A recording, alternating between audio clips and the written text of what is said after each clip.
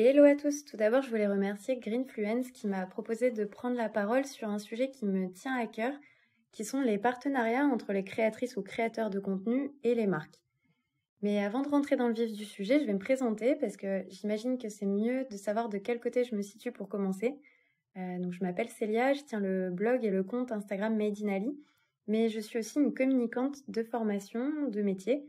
J'ai donc un pied dans les préoccupations des marques quand il s'agit de valoriser des valeurs, des produits ou des services, mais je suis également une créatrice de contenu qui souhaite rémunérer son activité sans pour autant devenir une vitrine publicitaire et sans perdre la confiance de mes abonnés. Quand on est créatrice ou créateur de contenu, il arrive un moment où des marques nous contactent pour nous proposer de parler de leurs produits ou de leurs services sur nos réseaux sociaux. Les premières fois, c'est plutôt cool de se dire qu'une entreprise nous fait confiance. Et c'est même plutôt valorisant quand on se lance d'être démarché parce que ça veut dire que notre travail plaît d'un point de vue professionnel et c'est finalement une sorte de reconnaissance pour les efforts qu'on déploie sur notre création de contenu. Et puis recevoir un produit gracieusement, ça fait plaisir, on se sent évidemment très privilégié. Mais ça, c'est au début seulement parce qu'on remarque assez vite certaines dérives. Les premiers partenariats, on a tendance à ne même pas se poser la question d'une éventuelle rémunération parce qu'on ne se sent pas du tout légitime. On se compare aux autres, on se dit que nos statistiques, nos chiffres ne sont pas à la hauteur d'une rémunération tout simplement. Donc on accepte beaucoup de choses, on s'engage à faire un ou plusieurs contenus totalement gratuitement, on se plie aux demandes des marques parce qu'on nous a offert quelque chose, on travaille beaucoup sur ces premières collaborations, on y passe beaucoup de temps, mais c'est parce qu'on se sent redevable envers la marque et on veut la remercier au mieux.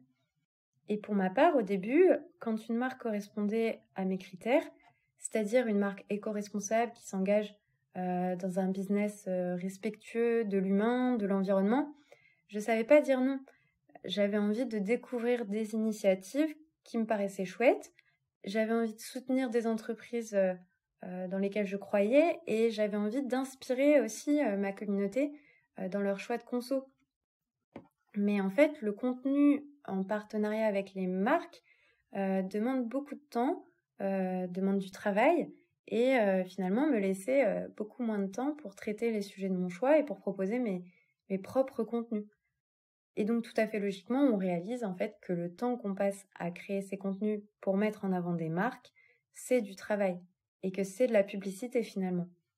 Et c'est quand ces sollicitations sont devenues un petit peu plus nombreuses que de mon côté, j'ai pris le temps de me poser les bonnes questions concernant justement ma position vis-à-vis des contenus de marque. Les marques, quand elles nous contactent, elles sont intéressées par la visibilité dont on dispose.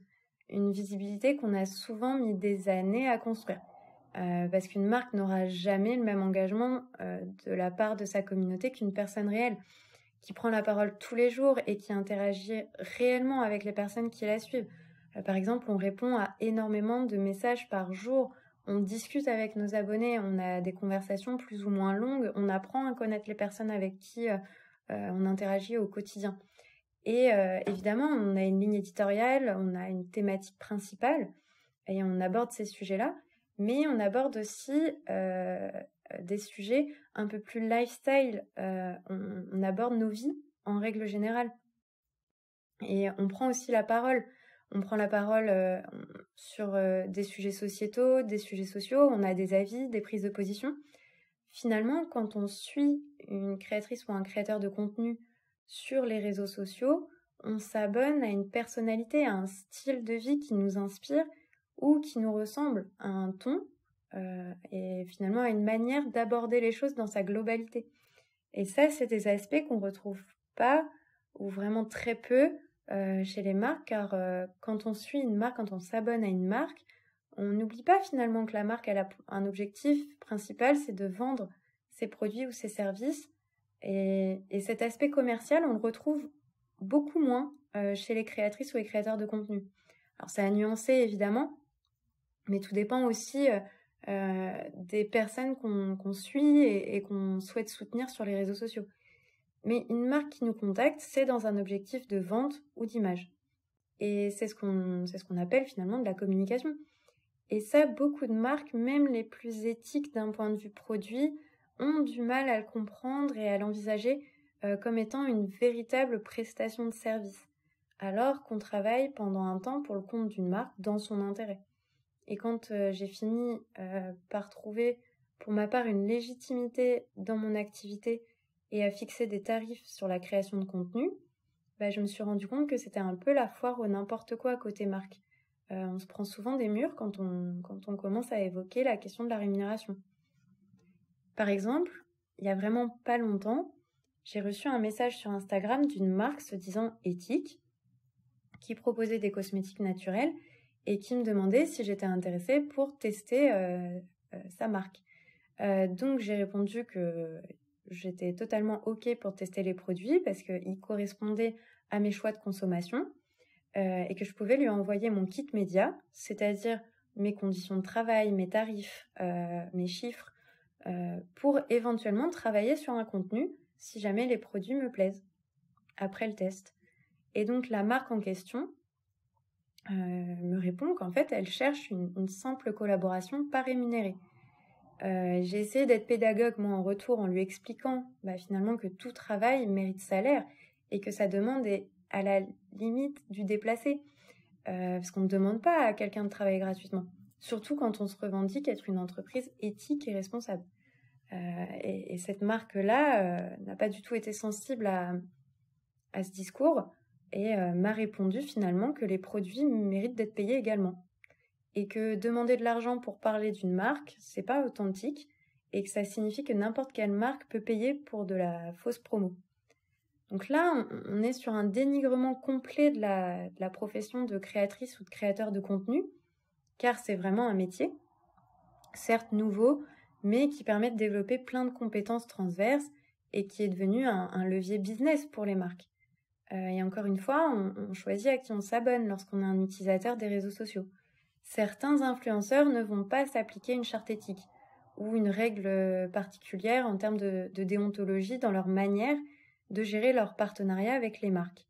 Mais d'autres, et finalement ils sont nombreux, surtout dans la sphère green, la sphère militante, engagée, vont respecter leur communauté et leurs propres valeurs pour collaborer avec des marques de manière transparente et constructive. Par exemple, de mon côté, je me verrai jamais accepter de parler d'un produit avant de l'avoir testé ou sans l'avoir testé du tout. Et si je l'ai pas approuvé, j'en parle tout simplement pas.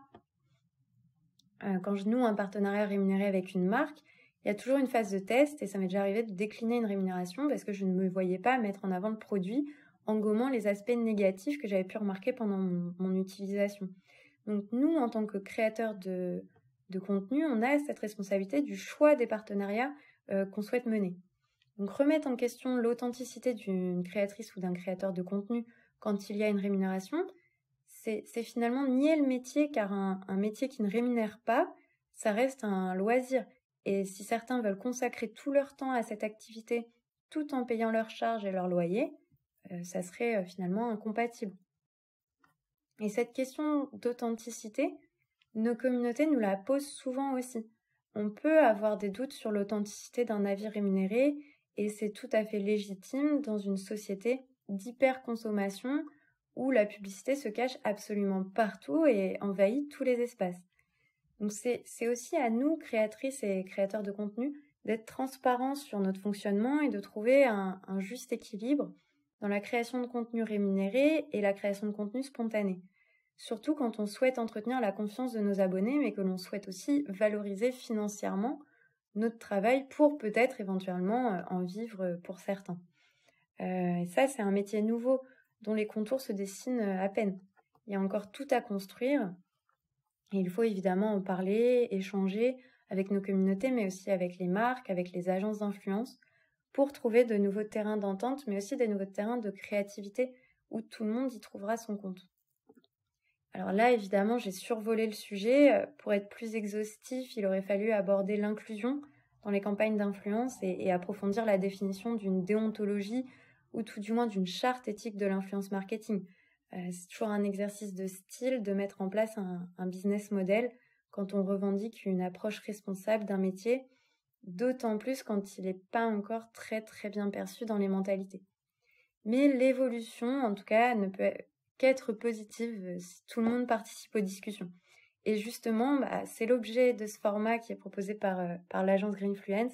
Et j'espère que vous serez nombreuses et nombreux à réagir dans les commentaires pour alimenter et élever le débat autour de ces questions qui, à mon sens, ont beaucoup d'importance pour le futur de notre métier, qui, je le rappelle, est un métier émergent aujourd'hui. Donc, voilà, rendez-vous dans les commentaires, du coup, et j'espère qu'on pourra échanger longuement sur le sujet.